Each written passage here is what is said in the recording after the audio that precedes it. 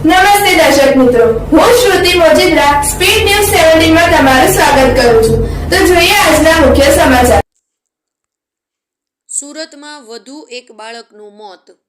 માતાએ રાત્રે એકના એક દીકરાને દૂધ પીવડાવી સુવડાવ્યા બાદ સવારે ઉઠ્યો નહીં. તબીબોએ મૃત જાહેર કરતા પરિવારમાં શોક.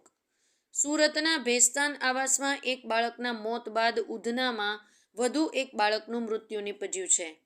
ઉધના વિસ્તારમાં 13 મહિનાના બાળકને માતાએ રાત્રે દૂધ પીવડાવીને સુવડાવ્યો હતો. બાદમાં સવારે માતાએ બાળકને ઉઠાડતા તે ઉઠ્યો ન હતો, જેથી બાળકને તાત્કાલિક સિવિલ હોસ્પિટલ લઈ જવામાં આવ્યો હતો, જ્યાં બાળકને મૃત જાહેર કરતા પરિવારમાં શોકનો માહોલ છવાઈ ગયો હતો. ઉધના વિસ્તારમાં દેવીદાસ વડવી પરિવાર સાથે રહે છે. દેવીદાસની પત્નીએ 13 મહિના પહેલાં એકના એક દીકરા ઓમને જન્મ આપ્યો હતો. 3-4 દિવસથી ઓમને તાવની સહિતની થોડીક બીમારી હતી.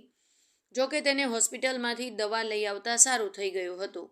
ગત રાત્રે માતાએ ઓમને દૂધ પીવડાવ્યું હતું અને ત્યારબાદ તેને સુવડાવી દીધો હતો. સવારે જ્યારે માતા ઉઠી તો દીકરાને ઉઠાડવાનો પ્રયાસ કર્યો હતો. જોકે ઓમ ઉઠ્યો ન હતો, જેથી પતિ સહિતના પરિવારને જાણ કરી હતી. ત્યારબાદ પિતા દીકરાને લઈને સિવિલ હોસ્પિટલ દોડી ગયા હતા, જ્યાં ફરજ પરના તબીબે તપાસીને ઓમને મૃત જાહેર કર્યો હતો. એકના એક દીકરાના અચાનક મોતના પગલે પરિવારમાં શોકનો માહોલ છવાઈ ગયો છે.